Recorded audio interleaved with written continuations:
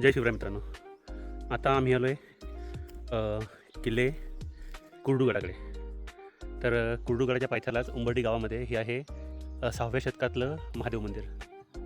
मंदिर खूप छान आहे. हेमाडपंथी बांधणीतलं असलेलं हे मंदिर. या मंदिराच्या इथे या 40 विरगळी आहेत. विरगळ म्हणजे युद्धात धारातीर्थी पडलेल्या लोकांच्या स्मृतिप्रित्यर्थ त्यांची आठवण. नेहमीप्रमाणे सकाळी लवकर उठून आम्ही 7 वाजताच गडपायथ्याला म्हणजेच उंबर्डी गावातील या 6व्या शतकातील हेमाडपंथी बांधणी असलेल्या या शिवमंदिरात पोचलो. दर्शन घेऊन मग आम्ही ट्रेकला सुरुवात केली.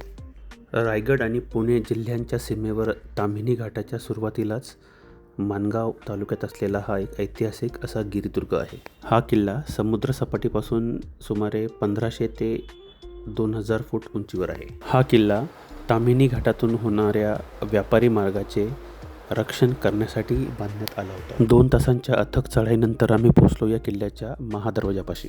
प्रवेशद्वाराच्या डाव्या बाजूला एक पाण्याचा टाका आहे. यातील पाणी आजही ट्रेकर्स मंडळी पिण्यासाठी वापरतात. कातळात खोदलेल्या पायऱ्या चढून आम्ही उद्ध्वस्त प्रवेशद्वारातून किल्ल्यावर प्रवेश केला. वर प्रवेश केल्यावर आम्ही डाव्या बाजूने प्रदक्षिणा घालण्याचा प्रयत्न केला. तर इथे आपल्याला किल्ल्याचे एक उद्ध्वस्त अवस्थेतील एक प्रवेशद्वार पाहायला मिळालं.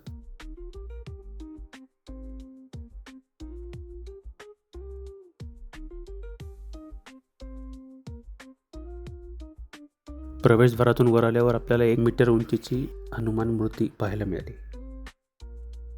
मूर्तीपासून थोडं पुढे आल्यावर आपल्याला एक निसर्गनिर्मित गुहा आढळते. यामध्ये 100 ते 150 माणसे आरामात राहू शकतात.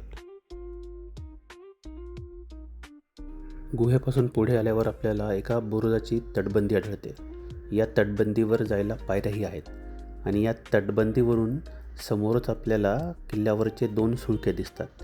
हे पहा. परत मग बुरुजावरून खाली उतरून आम्ही या 2 सुळक्यांच्या मध्ये असलेल्या नेढ्यापर्यंत जायचा प्रयत्न केला. सुरुवातीला धोकादायक वाटणारा हा 2 सुळक्यांमधला रस्ता ज्यावेळेस आपण मधोमध आलो आणि हे नेढं पाहिलं त्यावेळेस सुखदायक वाटला. नेढ्याजवळ आल्यावर मग सगळ्यांनी आपली फोटोग्राफीची हौस भागवून घेतली.